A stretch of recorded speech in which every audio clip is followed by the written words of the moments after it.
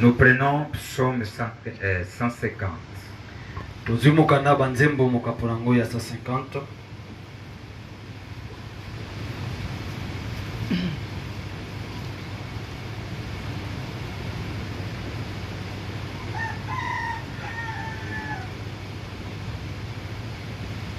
Nous lisons. Totangi.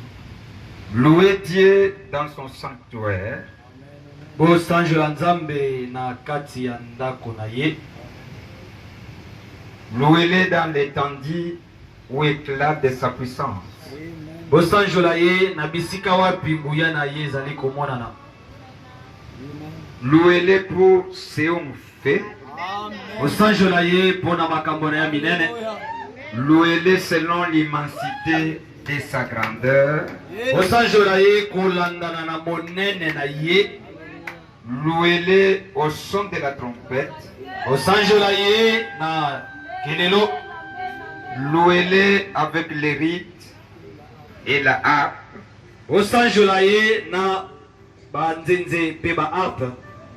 Louez-le avec les tambourins et avec des danses. Bosanjola ye na bambunda pe na mabina. Louez-le avec les instruments à cordes et les chalumeaux. Bosanjola ye na lindanda pe chalumeau. Louez-le avec des cymbales sonores. Bosanjola ye na ba cymbales. Louez-le avec des cymbales retentissantes. Bosanjola ye na ba cymbales. Que tous ceux qui respirent louez l'Éternel. Louez l'Éternel. Amen. Oyo nyosa zali kopema asanjola Nzambe. Dosanjola Nzambe. Amen. Nous te bénissons encore une fois. Tozali kopambola yususu. Toi qui mérites les louanges. Yo oyo bongi na masanjoli. Les alléluia. Alléluia. Et tout ce que tu fais pour nous, Seigneur. Bona oyo nyosa zali kosala pona biso kono. Nous te bénissons pour les souffles de vie. Pamboli yo pona pema na bomoi. Nous te bénissons pour la révélation que tu nous as envoyée dans ce temps. Pamboli yo pona emoniseli oyo tine biso na leko oyo. Nous te bénissons pour un prophète que tu nous as donné. Pamboli yo pona mosakoli oyo pesi biso. Nous te bénissons pour un pays que tu nous as donné qui permet que nous puissions écouter ta parole. Pamboli pona mboka oyo pesi biso po ezo pesa biso nzela toyoka liloba. Nous te bénissons pour ces peuples qui viennent écouter. Pamboli yo pona libota oyo ezali koya koyo. Nous te bénissons pour cet petit endroit que tu nous as accordé. Pamboli yo pona esika oyo moke oyo pesi biso. Merci pour le Saint-Esprit. Atondi pona molimo mosanga. Merci de tout ce que tu es en train de réaliser chaque jour. Atondi pona maso zali kokokisa mikolo na mikolo. Laisse à ce que quelque chose que nous avons préparé, que le Saint-Esprit puisse les prendre en charge et les produire dans l'entendement de son peuple. Tikaite eloko moke oyo tobongisaki molimo mosanto azongo na mokomba na ye pe akotisa ngo na kati ya libota na yo. Que cela puisse aider tout un chacun de nous ici. Yango ekokala kosunga moko na biso awa. Laisse à ce que cela puisse amener cette église quelque part. Tikete yango emema lingomba oyo esika songolo. Tu dis, olobi, pour un seul lit, tu peux même arrêter une calamité qui peut attaquer un pays. Bona mopona mimoko okokiko telemisa tali kama moko kutindaki ebeta mboko. Pour un seul Abraham, bona balama moko, tu as juré disant, je ne peux pas aller sans révéler les secrets à mon serviteur Abraham. Olapaki ndai na koloba na kokite kokende wana ngai kozanga kotalisa sekele na ngai pa mosai na Abraham. Aide-nous aussi, nous sommes la semence d'Abraham. Sunga biso pe biso ba oto zali momboto ya Que Abraham. tu puisses nous aider, Seigneur, O sunga biso kolo. dans nos faiblesses, Na botauna biso. dans tout ce que nous demandons près de toi. Na oyo nyos tozali kosenga uta na yo. Accorde-nous encore ce soir Pesa biso lisusu na poko alelo. que chacun puisse recevoir ce qu'il en a besoin. Moko na moko akokala koyamba oyo ezali bosenga na ye. Merci puisque tu le feras ainsi. Atondi po etokosala Nous les yango. prions par la foi, Tobondeli yango na kondima. puisque tu es au milieu de nous. Oyo tozali katikati na biso. Au nom du Seigneur Jésus-Christ. Na kombo na kolo Yesu Kristo. Amen. Ezala bongo.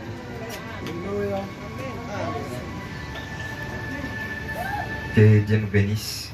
tikete nzambe apambola biso.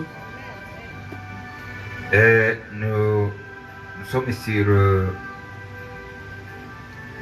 14e règle Tozali na mobeko to malako oyo ya zomi na minei. que nous avons pris dans les énoncés de Frère Branham. Il nous a donné et qui peut nous aider en étudiant les Écritures. Oyo tozwi yango na maloba oyo ya ndeko Branham oyo apesi biso ekoki kosunga biso wana ntango tozotanga makomi. Nous avons suivi que Dieu, Frère Branham a comparé la recherche, dans ses recherches, tolandaki ete ndeko Branham abongisaki na bolukiluki na ye et les messages bibliques du temps de la fin, ete il a sango comparé comme une symphonie. ndeko Branham akokanisi sango oyo ya ntango na suka lokola nzembo moko. C'est ce que lui a comparé. Nde bongo ye Et akokanisa comme il l'a comparé ainsi, pe lokola ye akokanisi yango bongo nous aussi nous allons voir de comment il est arrivé à comparer cela comme une symphonie. biso mpe tokokoma na komona ndenge nini akomaki na kobongisa to kokokanisa yango na nzembo. C'est cela qu'on est en train d'écouter. Nde bongo tozali koyoka. Et je vous ai expliqué, je l'ai arrangé en les parlant comme posant des questions-réponses pour que chacun puisse se saisir. E natalisaki bino ete nabongisaki yango nalobela yango lokola nazotuna motuna mosusu azoyanola mpo ete bokana kosimba yango malamu. Et on était s'arrêter sur les 7e questions. Il dit, Pe tosukelaki na motuna ya sambo oyo ezali koloba. c'était ça, Eza bongo c'était la 6e question. tosukaki na motuna oyo ya motoba. La question était comme ça. Motuna ezalaki boye. Comment la symphonie est écrite? Ndenge nini nzembo yango ekomama. Comment on écrit la symphonie? Bakomaka nzembo ndenge nini to symphonie. La réponse était Eyano ezalaki que la symphonie est écrite sous forme de signes. ete symphonie to nzembo ekomamaka na lolenge ya bilembo. Si Dieu, à travers les prophètes, considère les titres bibliques de ces messages comme une symphonie, soki nzambe ekolekela mosakoli na ye azokokanisa botangi ya liloba lokola nzembo. et comment cette symphonie est écrite? Pe ndenge nini nzembo yango ekomami. Il dit Alobi qu'elle est écrite sous forme de signes. ete yango ekomami na lolenge ya ba bilembo. Si nous pouvons prendre des signes, Soki tokoki kozwa bilembo, nous verrons que nous avons vu que les compositeurs de la symphonie, c'est Dieu lui-même. tomonaki ete mokomi ya nzembo yango eza nzambe ye moko. Sa parole qu'il a écrite, Liloba oyo ye moko akomaki là-dedans, na kati kuna il y a des signes. atiaki bilembo. Et ces signes sont écrits. Pe bilembo wana ekomama.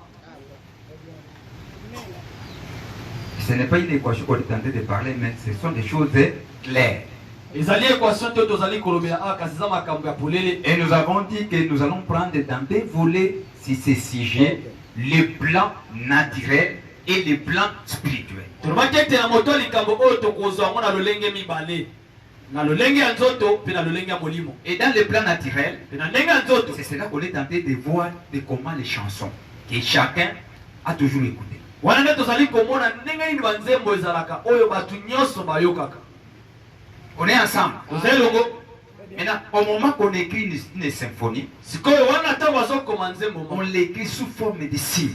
Bakomaka yango na lolenge ya bilembo. C'est ce que nous avons suivi. Wana nde tolandaki. Sous forme de mouvements.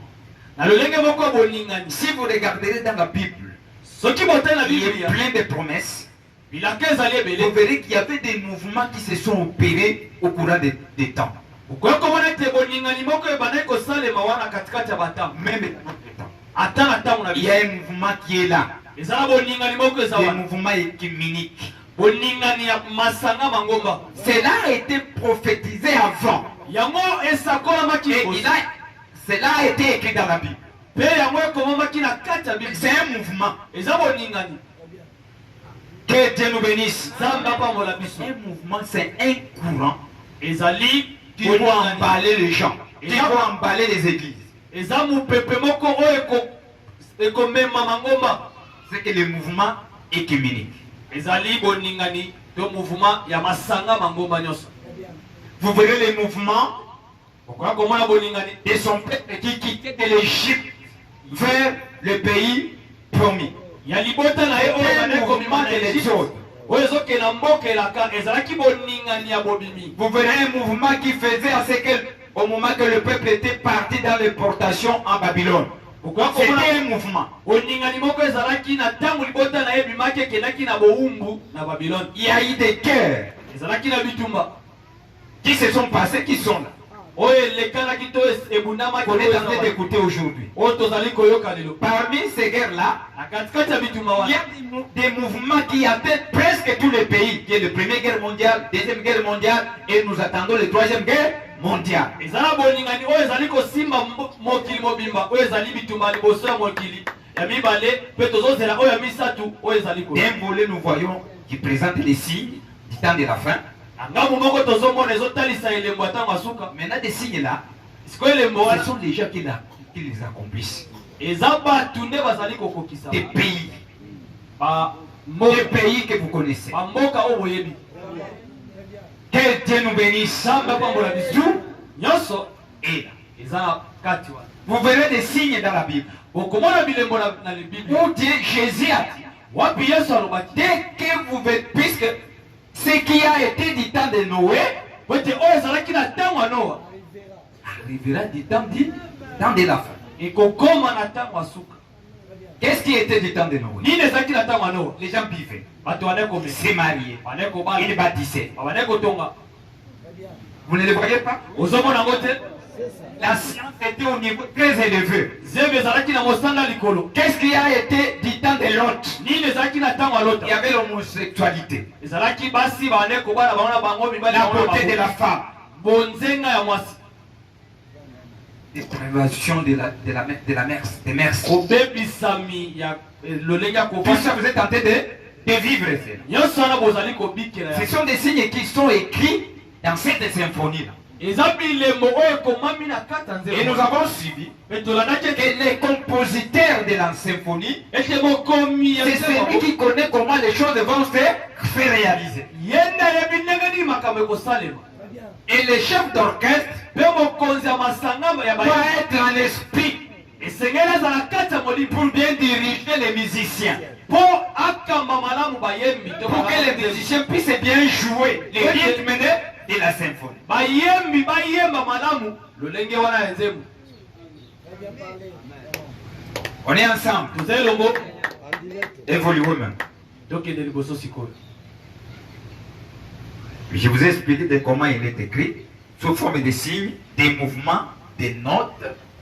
nayebisi bino ndenge nini ekomami na banote connaissez koboningani mpe Les notes, c'est quoi? Si on dit les notes. soki bayobi mikanda to banote eza Je l'ai regardé dans la rousse namonaki yango to natalaki yango na dictionnaire et dans la les textes de musique. mpe na kati ya botangi miziki.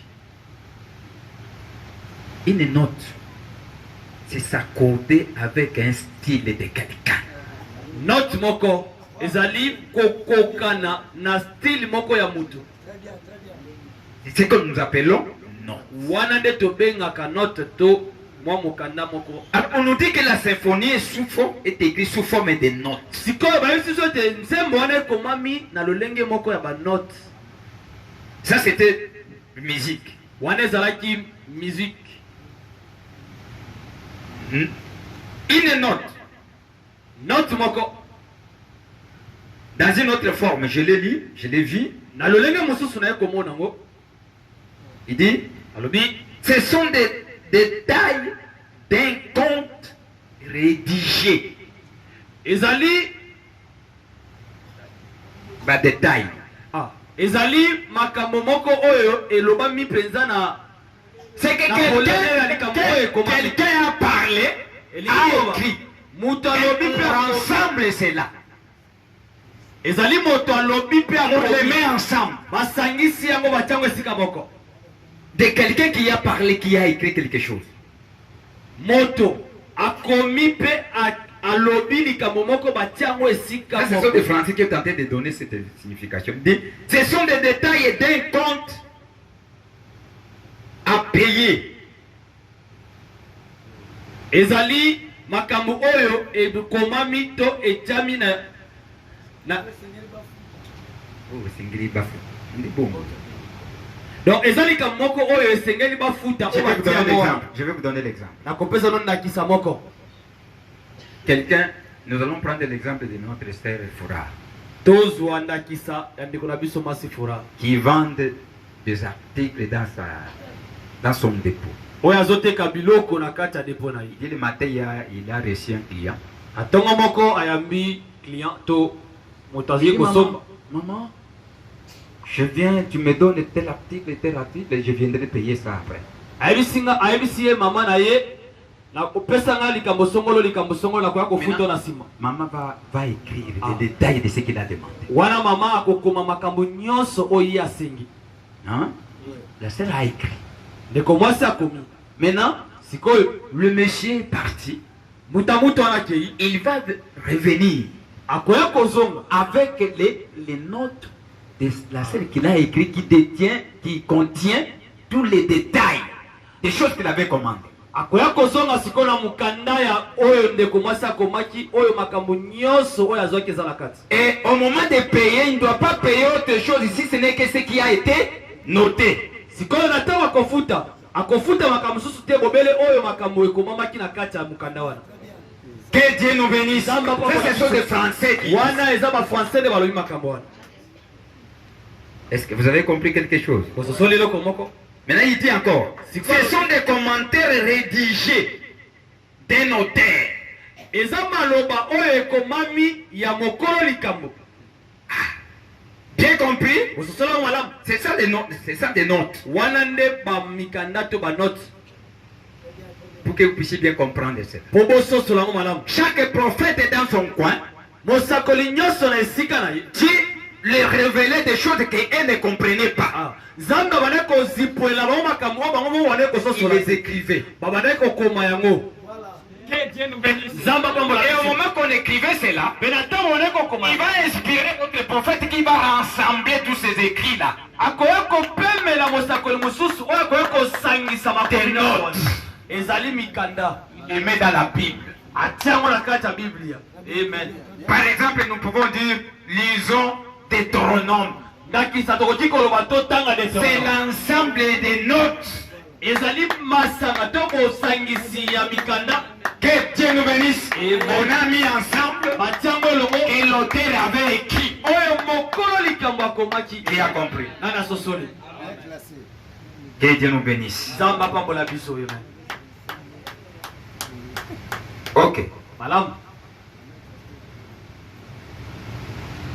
Sous forme de mouvement. Je vous ai déjà expliqué ça. nalobeli bino yango. Et des jonctions. mpe bokutani ya batango to bosangisi. Ça explique tout. wana ezolimbola nyonso. Jonction. bokutani ya ntango. C'est l'ensemble des deux temps. ezali bosangisi ya batango. Si on est presque à la fin d'un temps, soki tokomi pene ya qui nous amène suka à ce que nous puissions faire notre temps. oyo ezokotisa biso tokota na ntango mosusu. Là, na katikati c'est ce wana. que nous appelons le jonction. wana nde tobengaka jonction to Les bokutani. croisés du temps. bokutani ya batango Et mibale. il y a une jonction. oyo ezali bokutani. Le miraculé fait quoi?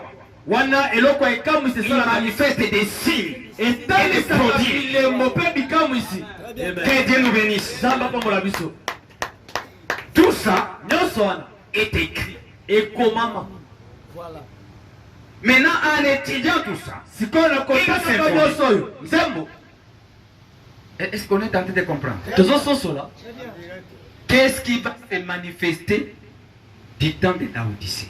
nini ekoya kotalisama sikoyo na ntango ya Laodicea. Maintenant, nous regardons du temps de Wesley sikoyo tozotala na ntango ya Wesley et entrer dans le temps de Laodicée. mpe tokota na ntango ya Qu'est-ce qui s'est Laodicea. passé? nini elekanaki na kasi. Nous allons regarder ce que les promesses disent. tokotala oyo elaka elobi. Il y aura des signes et des prodiges qui vont se manifester, qui vont nous montrer réellement que nous sommes entrés dans un temps donné. Et qu'on a un bilembo, pébi comme ici, oh, et qu'on t'a sabiso et te koti pesa na tango moko songolo. Dans son jonction. Na katikati ya bokuta ni tango wana. Amen. Que Dieu nous bénisse. Zamba pambola biso. Qui a compris? Nani asosoli? Ok. Nous pouvons maintenant évoluer. Tokoki kokoba. Alors, nous disons maintenant, 7e question. Donc, il y a motuna ya sambo. Qu'arriverait-il si le chef d'orchestre n'est pas entré dans l'esprit des compositeurs? Nine kokoma, soki mokonzi ya lisanga bayembi akoti te na kati ya molimo ya mokomi. Il y a des gens qui peuvent répondre ici. Depuis qu'on a commencé, vous pouvez aussi avoir la réponse. Qu'arriverait-il si le chef d'orchestre n'est pas entré dans l'esprit des compositeurs?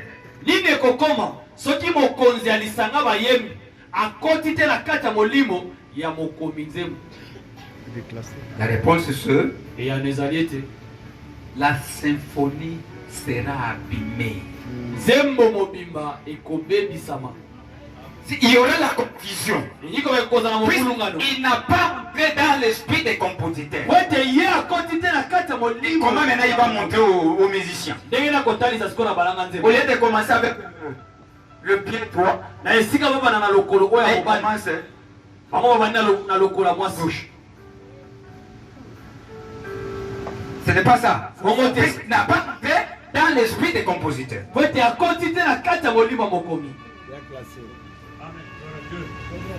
Ça vous dit quelque chose? Dès que nous allons entrer dans le plan spirituel, vous verrez comment les choses sont en train de s'embrayer. Et vous verrez la raison de toutes ces confusions. C'est que nous voyons que si les chefs d'orchestre s'il n'entre pas dans l'esprit des compositeurs, c'est lui qui a composé sa chanson. Maintenant, c'est lui qui va diriger cette chanson à l'équipe qui va jouer. Il va ennuyer. Les gens ne sauront pas à quel pied commencer. Et la symphonie sera abîmée. Parlons avec les prophètes. Tout ce que je vous dis, c'est les prophètes qui le disent. Amen. Moi, j'aime toujours parler avec les prophètes. Je l'ai pris toujours de ce que les prophètes ont dit. Suivez maintenant ce qu'il dit. Shalom, de 19 janvier 1964. Écoutez ce qu'il va dire.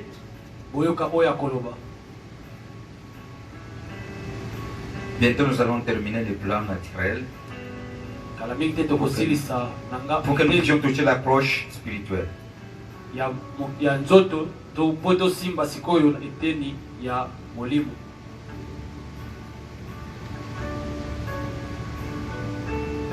dit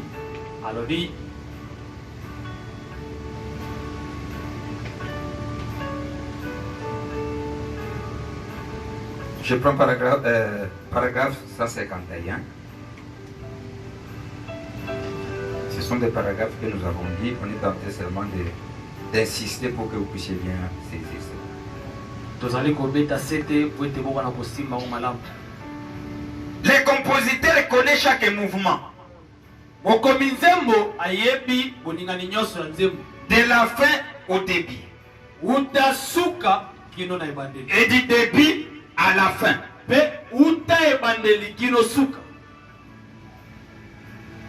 Savez-vous cela? C'est lui qui a écrit cela. Il compose cela. Il sait chaque petite jonction. S'il connaît chaque jonction, les chefs d'orchestre doivent aussi connaître cela pour diriger cela.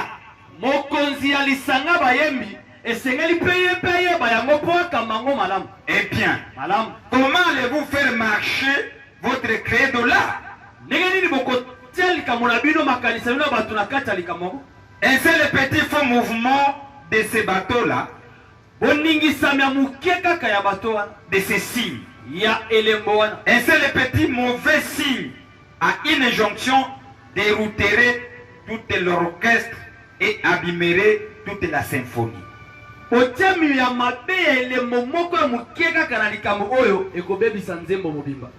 Eh bien, vous savez que c'est vrai. Les compositeurs et les chefs d'orchestre doivent être dans le même esprit.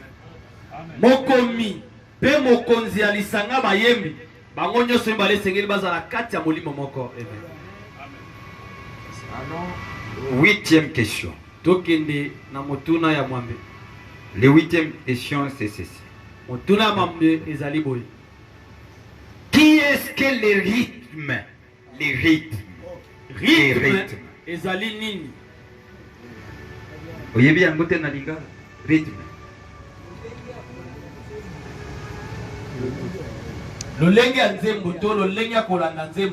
C'est le rythme qui amène quelqu'un à danser, non?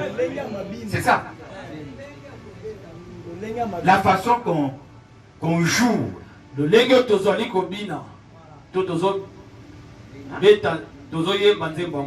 C'est ce que je vais le dire ici.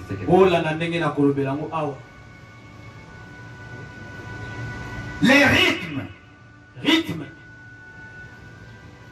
et les retours périodiques de certains dessins musicaux et de certains accents. Ça, ce sont des musiciens qui étudient ça. C'est ce qui amène un rythme. C'est ça, non? Les retours périodiques. Tu vois?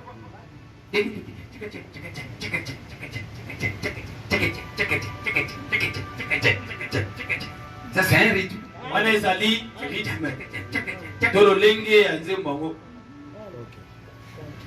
Un retour périodique de certains dessins musicaux. Et de certains accents. Qu'on a organisé.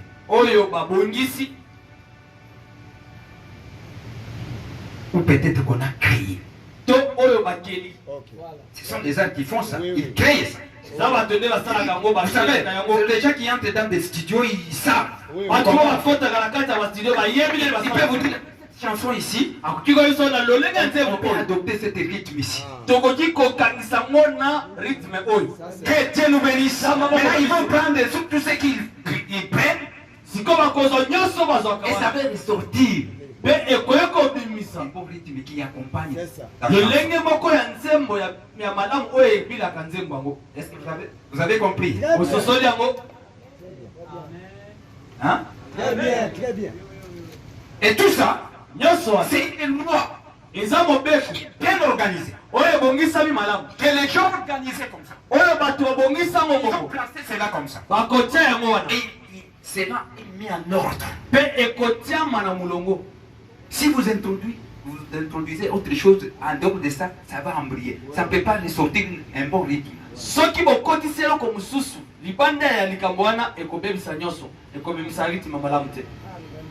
Prenons les prophètes. Écoutez les prophètes dit. Que Dieu nous bénisse. Il dit ceci. Shalom de 12 janvier 1964. Je vais prendre au milieu. Ce sont des choses qu'on a déjà dit. Je peux commencer au lieu de répéter encore 179.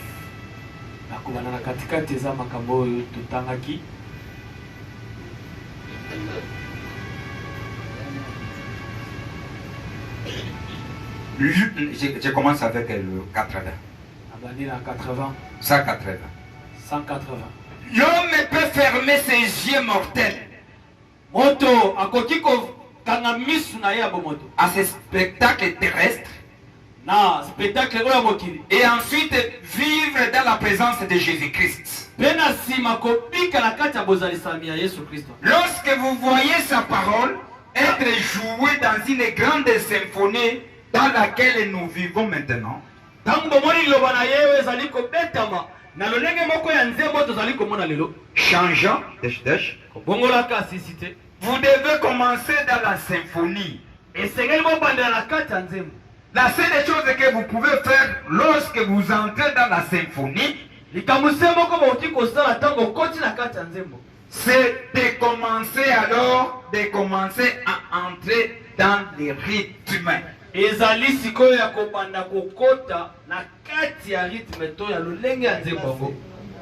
Si vous voulez entrer dans une symphonie, commencez d'abord à entrer dans le rythme. C'est ainsi que vous faites avec Dieu. Vous ne restez pas à l'écart en train de regarder cela. Vous entrez dans le rythme de la chose. Comment entrez-vous là-dedans? Comment vous pouvez entrer là-dedans? Vous naissez là-dedans. Dans le rythme de la parole.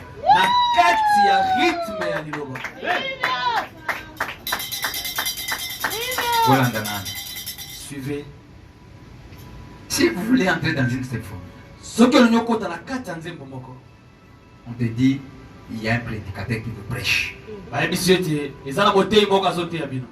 Il prêche, il prêche, il prêche. Nous allons suivre dans le plan spirituel. Ça, on est un peu, nous ne voulons pas entrer puisque c'est dans le plan naturel. Et vous amène à une question de comment nous pouvons entrer dans une chanson qui est en train de chanter. Dès que je veux prendre le plan naturel, spirituel, c'est cela que nous allons voir comment nous pouvons entrer dans, pour accomplir une promesse ou une parole que Dieu a donnée.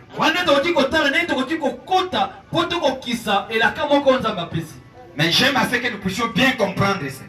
C'est pour cela que j'ai aimé commencer avec ça. Maintenant, le prophète dit, si vous voulez bien entrer dans une symphonie, puisque c'est la même chose qu'on fait avec Dieu, commencez d'abord à entrer dans le rythme. C'est ainsi que vous faites avec Dieu. Vous ne restez pas à l'écart en train de regarder cela. C'est pour cela que tu es venu, tu t'es rejoint à nous, tu es là, tu es en train d'écouter la parole. Je vois ce jeune ici, un musicien héritier, je vois sa façon d'être. C'est comme s'il a raconté quelque chose. Il est différent d'autres musiciens. Je vais d'abord aller voir là où il communie. C'est qu'il a trouvé quelque chose qui lui a amené à ce qu'il arrive à être ainsi. Tu es attiré et tu viens, tu entres dans le rythme de ce que héritier aussi est en train de jouer. Pour bien jouer la symphonie, vous devez d'abord être impliqué.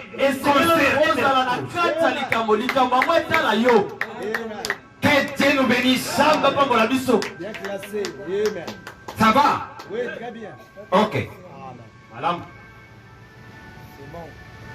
Il dit, c'est ainsi que vous le faites avec Dieu. Vous ne restez pas à l'écart en train de regarder cela. Vous entrez dans le rythme de la chose. Et comment entrez-vous là-dedans? Vous naissez là-dedans. Dans le rythme de la parole. On n'adhère pas, mais on est né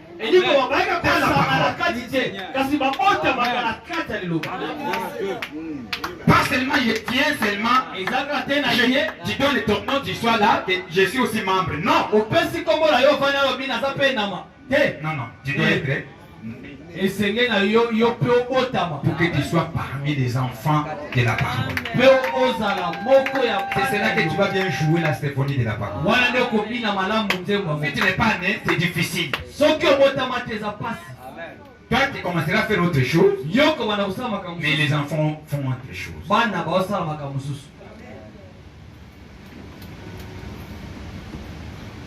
Vous naissez là-dedans, dans le rythme de la parole. Et lorsque vous devenez une partie de cette parole, c'est là que tu vas le manifester. Vous devez devenir une partie de la parole pour connaître la symphonie de Dieu.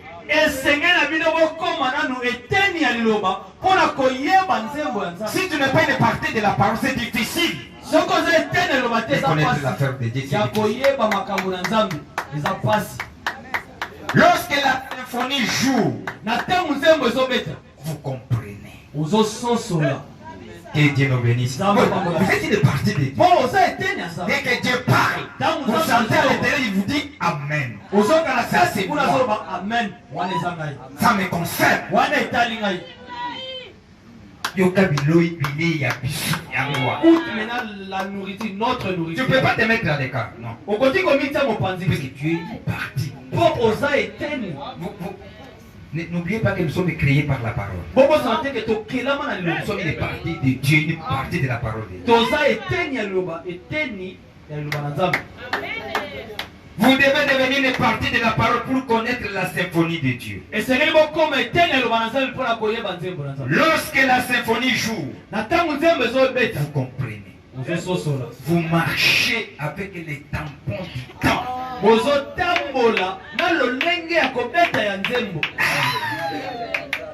Que Dieu nous bénisse. Tu ne peux pas aller à contre de ce que la puisque tu as le principe de ce que Marie a dit. Faites ce qu'il vous dira. Tu ne peux pas aller faire des choses que lui n'a pas dit. Et en dehors de la symphonie. Lorsque la symphonie joue, vous comprenez. Marchez avec les tampons du temps. Vous attendez cela. Les œuvres que je fais, vous les ferez aussi. Vous en ferez de plus grandes à ces derniers jours. Et vous allez entrer dans cette symphonie. Puisque en toi, vous allez croire que ça m'appartient. Je vais chercher à tout prix pour que je puisse faire l'œuvre que Jésus a fait. Oh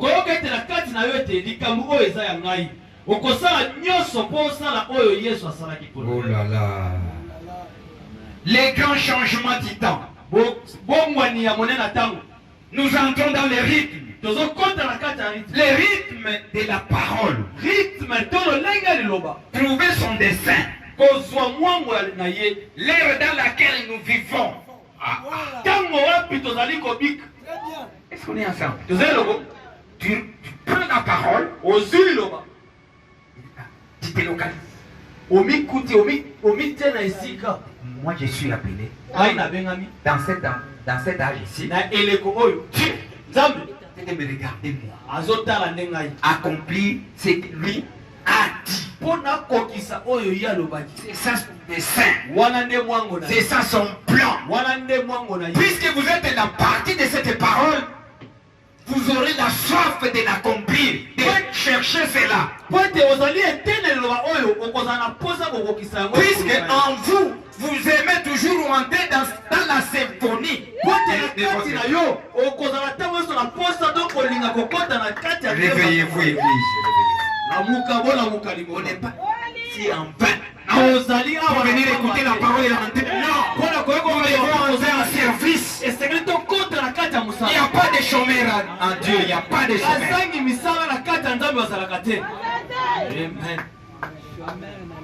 de vous impliquer. esengeli komikotisa na kati Entrez dans la symphonie. tokota na kati ya nzembo yango. Nous entrons dans les rythmes. Tozokota na kati ya Les rythmes de la parole. rythme ya liloba Trouver son dessein. kozwa to koyeba. Vous savez, la Bible dit que nul ne peut venir à moi. Le Père ne l'attire premièrement. Bible ezali koloba ete mutu moko te akoki koya epai na ngai soki tata abendi ye nano te. Pourquoi il était attiré? Mpola nini yo obendama? Pour les services. Mpola lisala. Oh, le bami na tête pour vous donner comme ça. Vous ne dites pas même parce que vous ne voulez pas travailler. Qui a fait quelque chose aujourd'hui? Nani asali likambo moko Pour le venir, que Dieu vous bénisse. Zamba pambola bino. C'est lui qui a fait quelque chose que Dieu lui bénisse. Puisque la journée n'a pas passé en vain.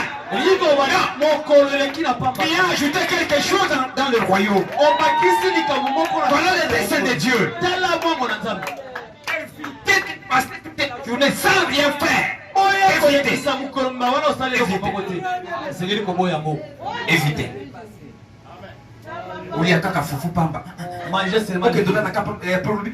Merci Seigneur, puisque vous battez l'inga. Avant de dormir, tu dis merci Seigneur. Abattez l'io pour salini. Il t'a gardé pourquoi? Parce que tu as fait quoi? Que Dieu nous bénisse. Zamba pambola biso. Et non, j'ai passé toute la journée puisque Nazaki na Moussa frère. Moussa na yo, Nzambazo, et yo salani. Et yo contribuer. Ton travail contribue à quoi? Moussa na yo contribuer. Ton travail contribue à quoi? Ça fait avancer le royaume. Les autres salades de Bokonze qui est liboso. Oyebe kotia dimete. Tu ne sais même pas Comment Moussa wana ezana Moussa nini? Pour Nzamba.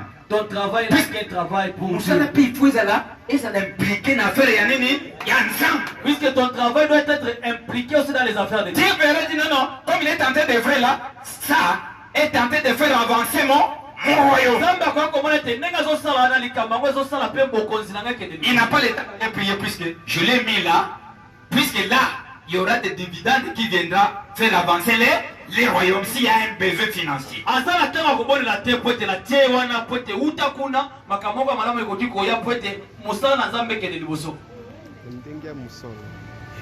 J'ai tenté de m'acheter une parcelle. Dieu aussi, il cherche à acheter la parcelle. Nazali komi sombe ya lupango. Nzambe pe azo luka somba lupango. Dieu est dans bambongo. Lui qui a tout. Il va te laisser que toi tu sors ton argent dans ta poche pour acheter. Il est assez que vous puissiez travailler. Pour alinga kabo sala. Nous devons entrer dans la symphonie. Et c'est to kota na kati ya mabina tonze mwalikambo. Pour bien danser. Pour topina. Oh, danser ndenge puisque toi danser dans ce qu'on vous avez une onction ya kuzwa lupango. Yo za onction ya makamu mususu. Nous avons l'onction pour acheter la parcelle. Toi tu as l'autre onction. Que Dieu nous bénisse. J'aime les jeunes qui viennent me dire, j'ai raisonné comme ça, on peut faire ça, pour que nous puissions avoir l'argent.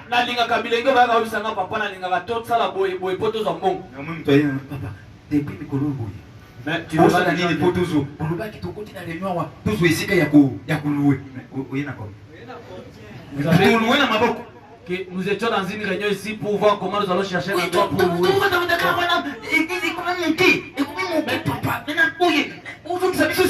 Nous sommes assis dans l'église. Tu as amené combien pour que nous puissions aller là-bas? On me met boni. Poto Keneguna. Que Dieu nous bénisse. Que Dieu nous bénisse. On nous a dit ici quelqu'un qui paie. Si c'était 50 francs. Dans les paniers. 50 francs. C'était 100 francs. Il a dit 100 francs. Peut-être des Dieu te bénisse. Si tu avais seulement 100 francs, et tu l'as donné, que te bénisse. Si c'était seulement ça, c'est bon. Puis ça va ajouter quelque chose.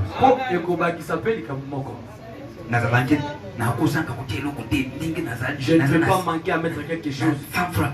J'ai que 100 francs ici. Je le mets. Mais si tu 10 000 nandaku, tu 100 dollars nandaku, tu 1000 dollars nandaku, tu 10 000 nandaku. Pour banana obalia. Mais c'est pas ce qui concerne la nourriture. Il a dit à cette époque, moi d'abord, le reste Dieu sait. Alors, Moi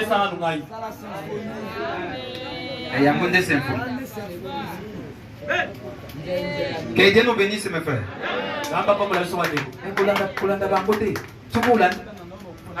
Ayoki akoti na symphonie. Et comme il ne faut pas le suivre. Si tu suis ces gens-là, tes enfants vont mourir de faim. Il n'a pas compris la symphonie, mais là pour lui, il a oublié que c'est un Dieu de multiplication qui a multiplié quoi? Les ponts de cette dame-là. On n'a pas séché. Une farine était toujours là.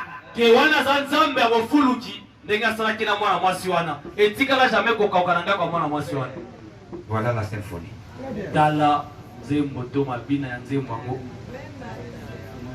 Nous entrons dans les rythmes de la parole.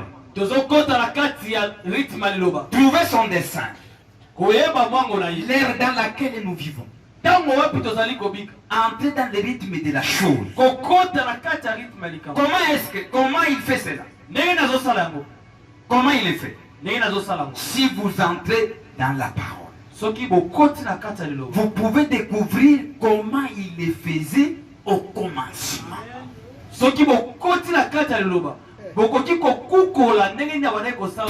dans la symphonie. Tu es maître béni. Entrer dans la symphonie pour voir comment il bénissait les gens.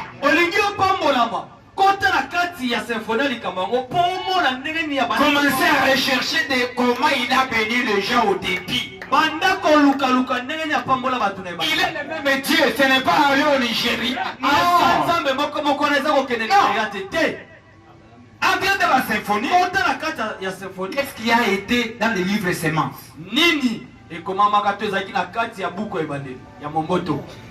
Vous verrez comment il bénissait les gens. Donc aussi commencer à pratiquer. Vous verrez la bénédiction venir. Que Dieu nous bénisse. C'est ça, entrer dans la fête. Et tu commences à danser puisque tu as entré d'abord dans le rythme.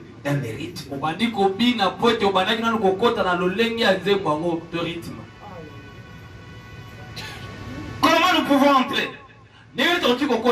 Vous entrez dans la parole. Vous pouvez découvrir comment il faisait au commencement. Alors, vous savez comment il le fait tous les temps.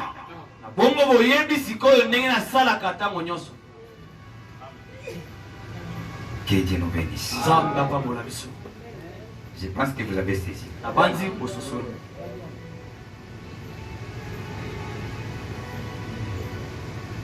Ça 58. Shalom de 19. Ça c'était Shalom de 12. Et 12. 158 paragraphes. Ne pouvez-vous pas voir, mon frère, ma soeur, que cela doit être en harmonie?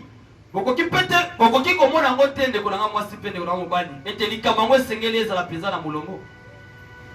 chef d'orchestre doit être avec la parole. Lorsqu'il dit une seule chose, ne dites pas autre chose. Cela donnera un faux signe. Alors tout sera au rythme. C'est vrai. La parole de Dieu est une grande sympathie.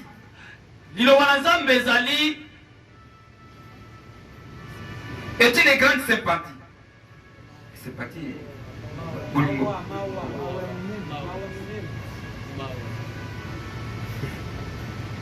C'est une symphonie plutôt. Il y avait une erreur. Moi aussi j'ai fait ce que les prophètes ont. Ezali symphonie ton zemba munen. Que Dieu nous bénisse. Et c'est comme ça répété, non?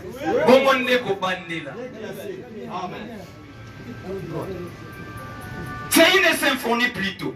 Excusez-moi. Vous devez commencer comme il a fait. dans la musique. musique. Vous devez commencer avec lui. Remarquez. Entrez dans des rythmes de cela. Que Dieu nous bénisse. Que Dieu nous bénisse. Mes frères. Vous avez bien compris? 9e question. Nous venons de dire quelque chose ici. Maintenant la question c'est ceci. Qui est-ce qui est une harmonie? Puisque nous avons suivi que ça doit être en harmonie. Le compositeur et le chef d'orchestre doivent être en harmonie avec la parole, avec la symphonie.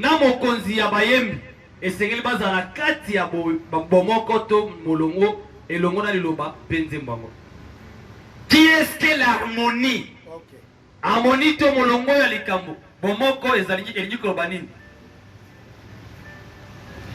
L'harmonie ici, allez à vous les Français. C'est un enseignement. Si on parle de l'harmonie, ça vient du mot grec harmonia.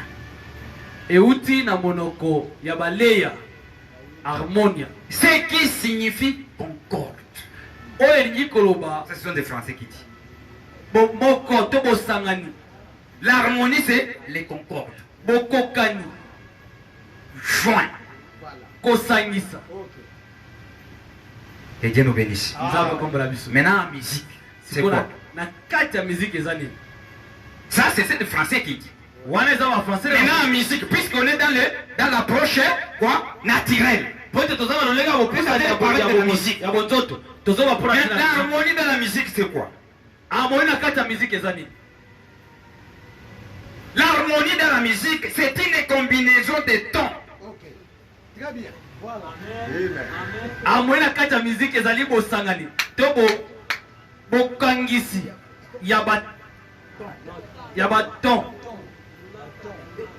Lolaka. Ah, et j'avais sangisi à Lolaka de son. Des tons d'accent, Lolaka to accent, des sons, ya Lolaka le son, des voix dans un accord qui fait plaisir à l'oreille. Donc mo sangisi pe ya mingongo na boyokani ya likamo oyo sa malamu na litoi. C'est ça l'harmonie dans la musique. Beaucoup de musiciens ne respectent pas ça. Ça y est dans ce que j'ai préparé pour l'enseignement sur la musique. Wapi, ils chantent le prophète veut parler, nous allons voir. Il a touché tout. Yo, rythme. Toi, tu écoutes seulement le rythme.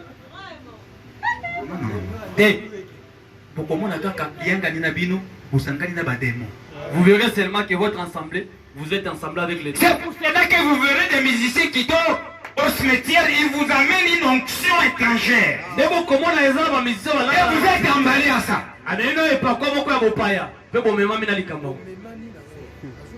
Vous savez, il y a des sources de provenance de l'onction.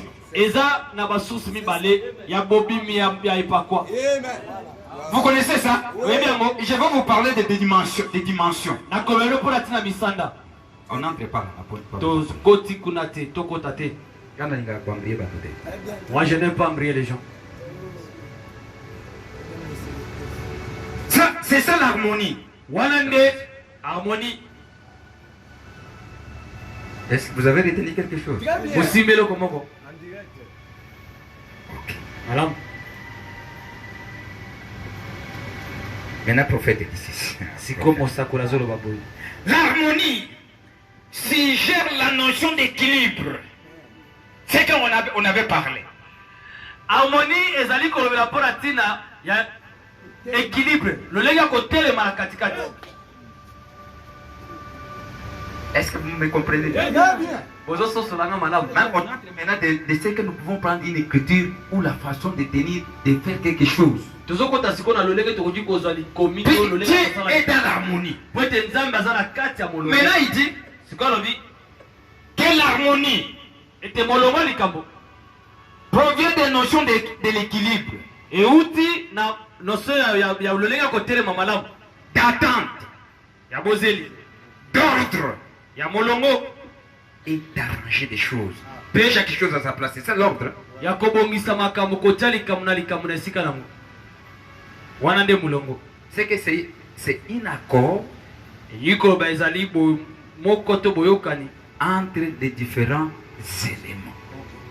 Na katikati ya makambo ebele. Cet accord-là. C'est ce que nous appelons l'harmonie. Eza lolenge musa koloba eza bo sangisi ya makambo ebele. Qui garde l'équilibre, l'ordre. Chaque chose à sa place. Que Dieu nous bénisse.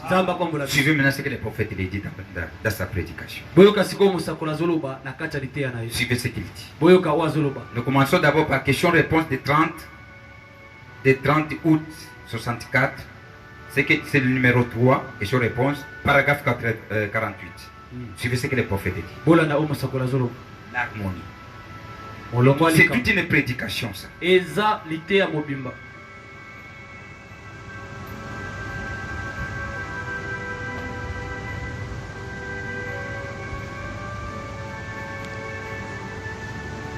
Il dit ceci. Alobi boye.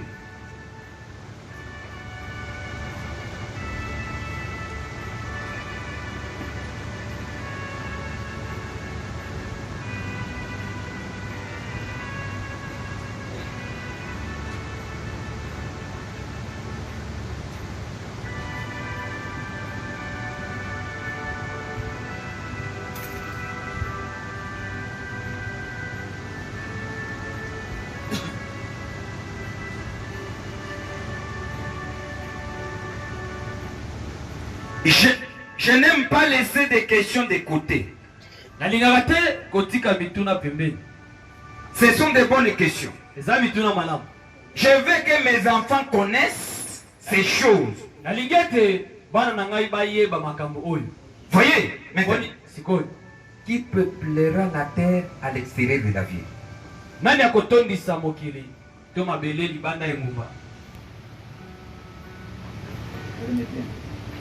Bolimbisa mke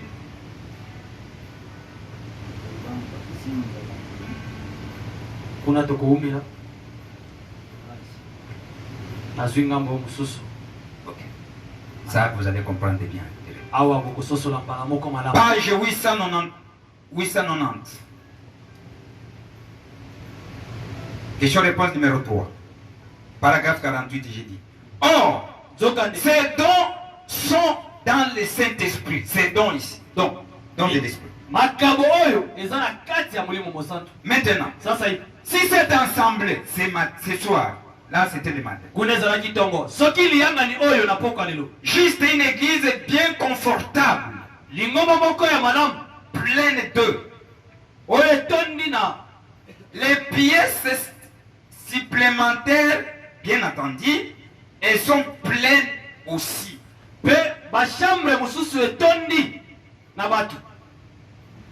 Nous n'avons pas annoncé que nous allions répondre à ces questions.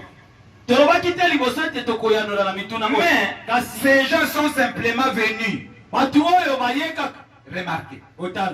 Si chaque personne ici était en harmonie parfaite avec le Saint-Esprit,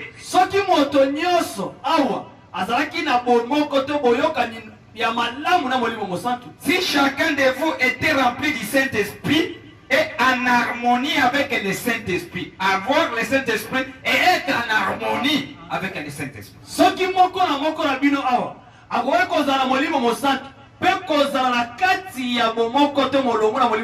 Ceci se multiplierait sans cesse parmi vous.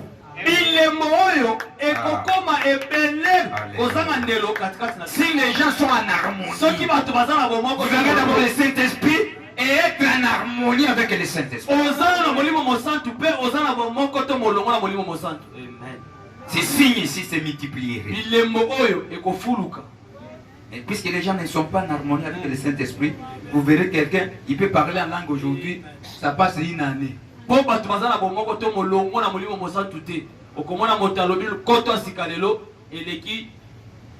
Mbula mobimba. Vous n'écouterez plus jamais ça. Tout le monde est devenu sec.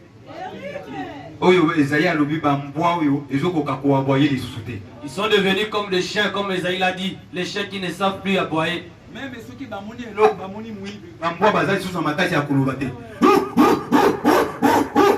même s'ils sont un voleur, les gens ne savent plus aboyer. Pour réveiller les gens, tout le monde est devenu sec.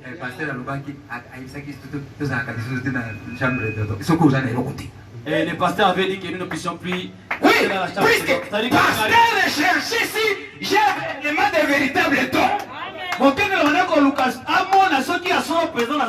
suis en train de rechercher si j'ai réellement de véritable temps. C'est ça. Moi je suis un constructeur.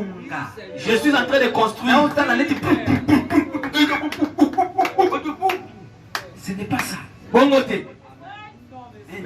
On regarde. Ce qu'on a ici, c'est réel. Est-ce que c'est Yango?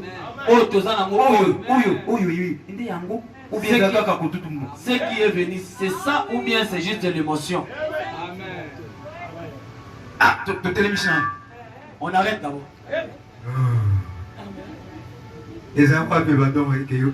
Où sont partis les dons? Où sont partis les songes? Le pasteur a arrêté. Si vous êtes en harmonie avec le Saint-Esprit, tout ce dont ici va faire quoi? C'est multiplier. Vous n'avez pas compris. Vous avez voulu amener le rythme pentecôtiste alors qu'on nous a dit nous avons une autre rythme. Nous suivons la symphonie. La symphonie dit tous les dons ont leur place à élever. Pas la porte, pas attirer les gens dans l'église. Non. Très bien. Bien classé. Non. Ils ont leur place. Et vous devez vous conformer à cette place. La chambre la vie ici c'est bien. Je dois parler des choses que Dieu me montre. Qu'il faut qu'il revoyez bien l'expérience. L'église est détruite. La chambre, les deux fonctionnent, mais dans la chambre, les deux ne fonctionnent pas. Maintenant, le temps que nous vivons, ce n'est pas le temps d'œuvrer en plein air. C'est le temps d'aller aussi dans la chambre. Que Dieu nous bénisse. Nous devons entrer dans la symphonie et les rythmes de notre état. Et c'est que quand la carte a rythme à la biso, la carte a symphonie. Bien classé. Bien classé. 4 temps. Ils attendent sur la pentecôtiste. Les temps des pentecôtistes. Pourquoi ils ont peut-être ils allaient soutenir? Non, ils allaient, mais tu peux pas dire que les ne seront plus là. Non, les dons sont toujours là, mais ils sont mis à leur place. Les dons c'est Dieu. Tu ne peux pas arrêter Dieu. On n'arrête jamais Dieu. C'est la vérité. C'est sans repentance. Remarquez, si chaque personne ici était en harmonie parfaite avec le Saint-Esprit, et si chacun de vous était rempli du Saint-Esprit, et en harmonie avec le Saint-Esprit, ces signes se multiplieraient sans cesse parmi vous.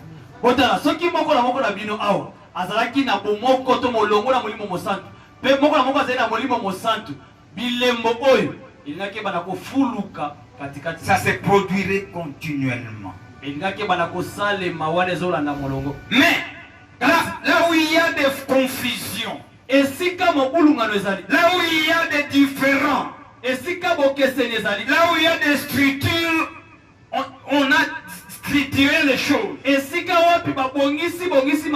Saint-Esprit ne peut pas s'émouvoir. Il ne peut pas agir à travers les gens. Bien joué, bien joué. Que Dieu nous bénisse. Voilà l'harmonie. Tala molongo ya likamuto bomoko. Il continue. Je prends notre thème. Azokoba, nazunzene La parole parlée, la sémence originelle. ya mosakoli. Deuxième partie. Par, paragraphe Paragraphe 420. Écoutez ce qu'il dit. Boyo kabo azali koloba.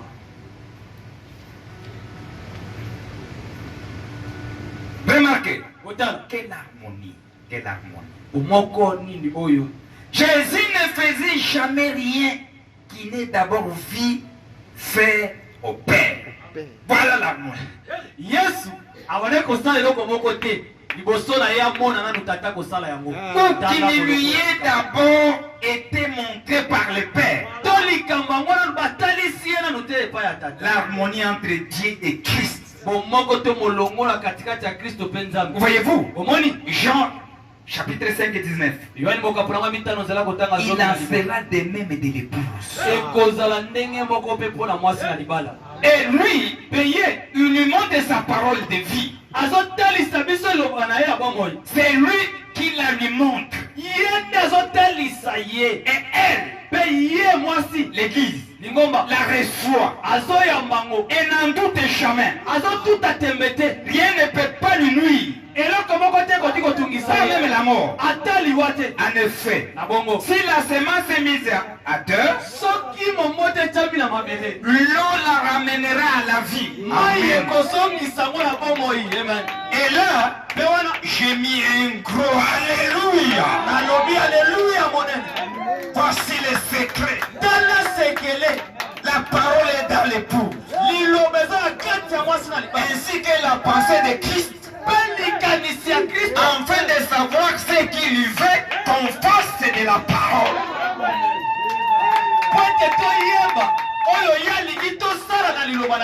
Et il le fait à son nom. Et là, ainsi dit le Seigneur. Ensuite, la parole étant fécondée, alors le Saint-Esprit l'arrose jusqu'à ce qu'elle soit arrivée à sa pleine croissance et qu'elle ait accompli son but.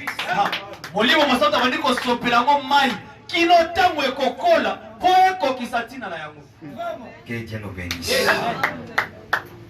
Que Dieu nous bénisse. Vous pouvez aller lire l'humilité.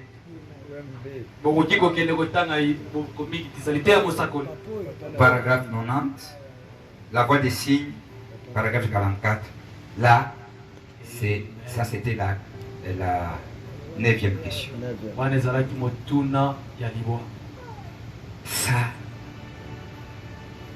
est-ce que ça je peux l'arrêter pour le faire le dimanche?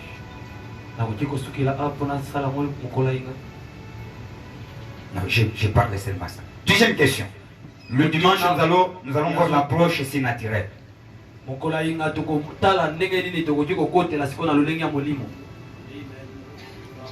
c'est relevé le dimanche. Aujourd'hui, nous allons voir le 10e question. Qui est-ce que la partition dans la musique? La partition. J'avais parlé de ça.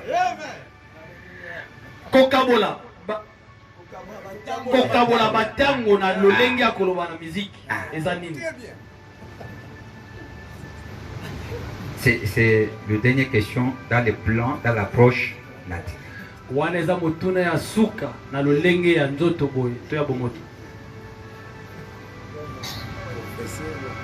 Ça, non, bien aimé va avoir quelque chose, les gens de musique. Donc, ça va enseignement il y a musique. Nous allons inviter tous les musiciens qui viennent ici. Ils viennent écouter d'abord ce que le prophète dit de la musique. Nous allons organiser. Que Dieu nous aide.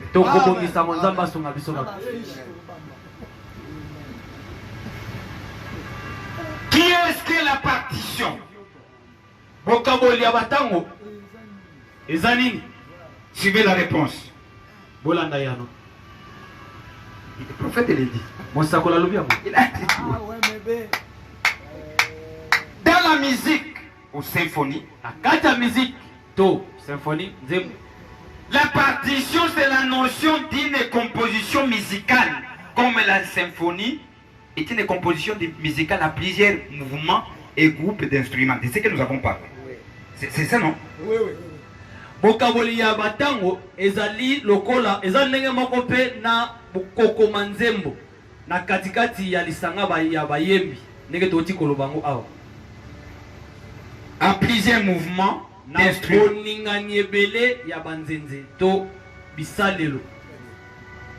C'est ça la partition. Wana nde bokaboli. Chaque groupe d'instruments joue d'après leur partition. Eteni na eteni ya bisalelo ezali kobeta kolanda na ndenge bakabolaki yango. Branham. Branham. Que Dieu nous bénisse. Le chambre des dons doit œuvrer de la manière qu'il a été révélé de faire.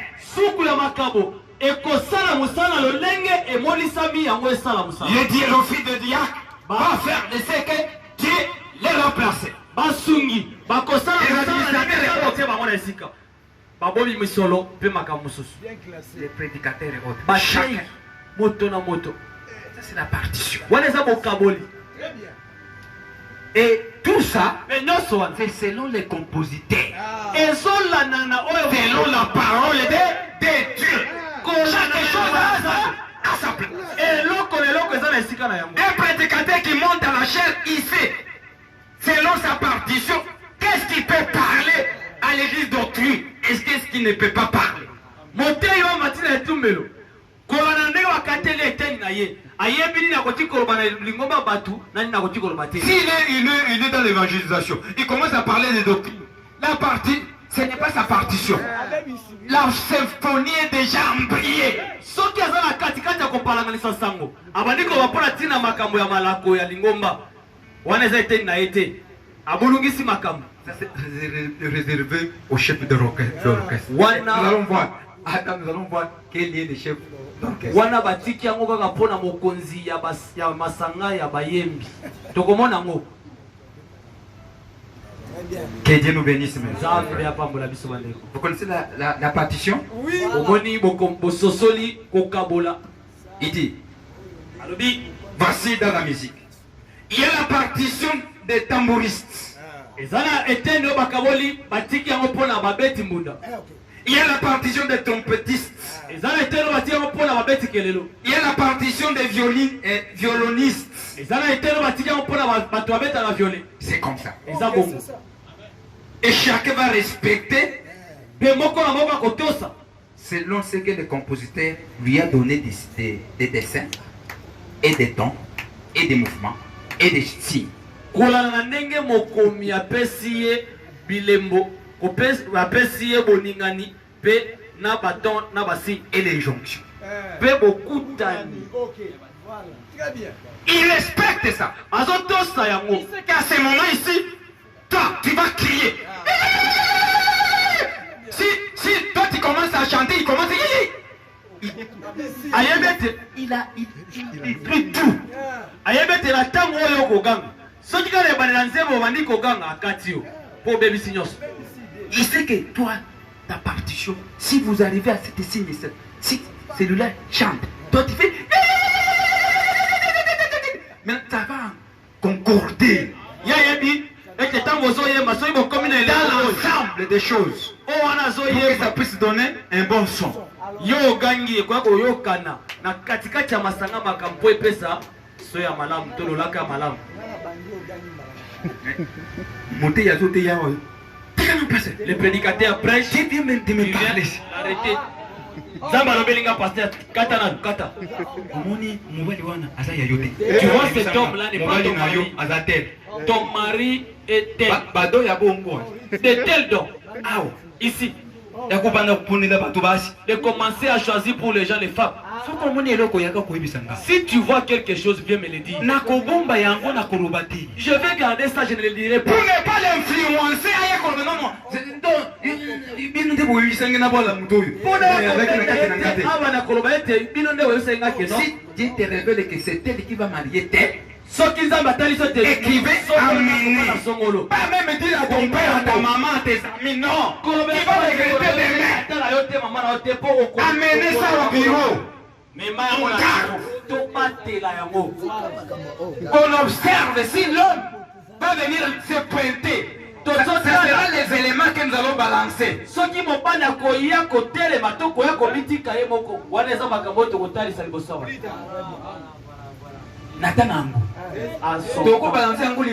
On ne peut pas les balancer avant. Frère, tu veux choisir, va encore prier.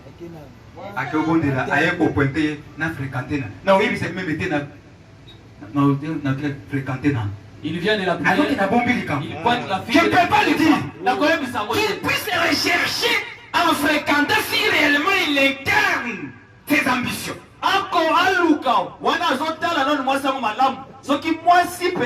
Est-ce que cette dame incarne mes ambitions?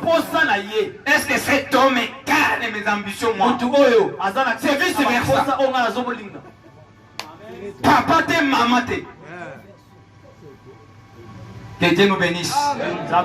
Et moi je garde. Et à la fin, en tout cas, je crois que c'est pas elle. Qu'est-ce que tu as vu? J'ai vu ça, j'ai vu ça, j'ai vu ça. Regarde maintenant autre chose qui doit ajouter. Ça vient encore ajouter quelque chose. Que Dieu nous bénisse, mes frères. Non, non, il a ma pasteur. C'est pas l'affaire du pasteur. Est-ce que c'est le pasteur qui va dire? Bandeko. Aujourd'hui, tu dis ça, demain, tu dis autre chose. Tu dis que moi j'adore le Dieu. Les dieux là sont représentés où? Son représentant, c'est qui? Votre prophète dit Amour Tabernacle ici. Le représentant te dit c'est qui? Encore Pamba ou Zangi Zambe Pamba. Qui représente les dieux que vous adorez là. Son représentant c'est qui?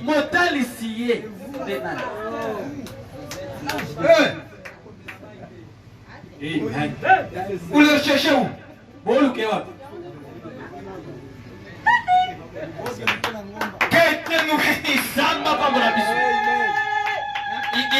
Il va vous dire ce qu'il a été conduit au Télémilium. Nous devons écouter la symphonie. C'est ce que j'ai dit. Nous devons être en harmonie. Puisque l'épouse porte cette semence-là.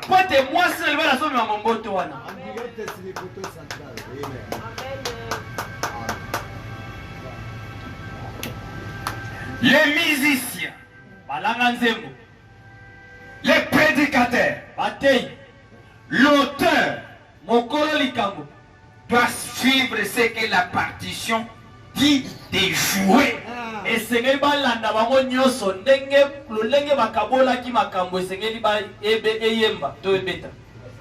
C'est là que les choses vont marcher. Parce que je suis pasteur. Vous allez suivre ce que les compositeurs ont dit.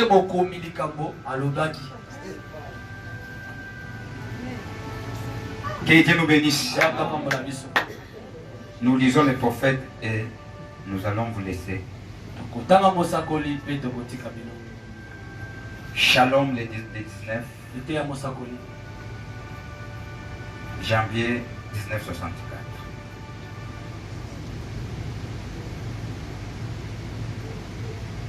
Paragraphe 152.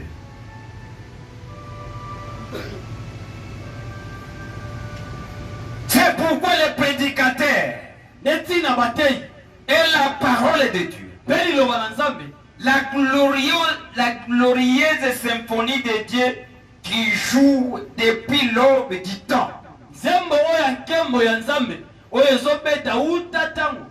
Les prédicateurs et la parole doivent ne pas regarder ici et dire je pense que ceci devrait être. Ou vous deviez faire cela comme ceci. Il doit suivre ce que la parole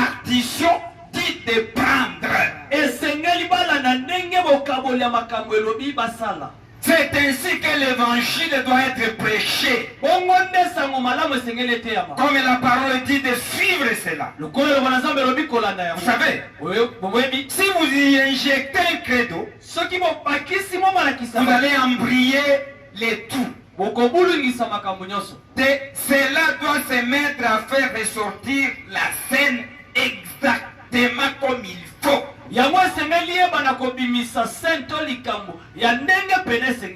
Voilà.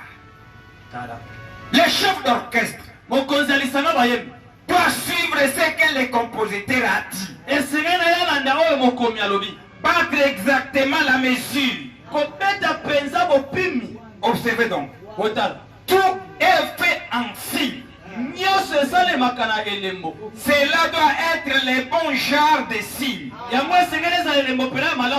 pour donner le bon genre de son. C'est pour cela que Paul a dit, si la trompette émet un son conflit, il se préparera à la guerre. Que Dieu nous bénisse. Vous voyez, les compositeurs, Dieu qui a écrit la Bible, que Dieu nous bénisse. Que Dieu nous bénisse. Nous allons suivre ça demain, le dimanche. Soyez bénis.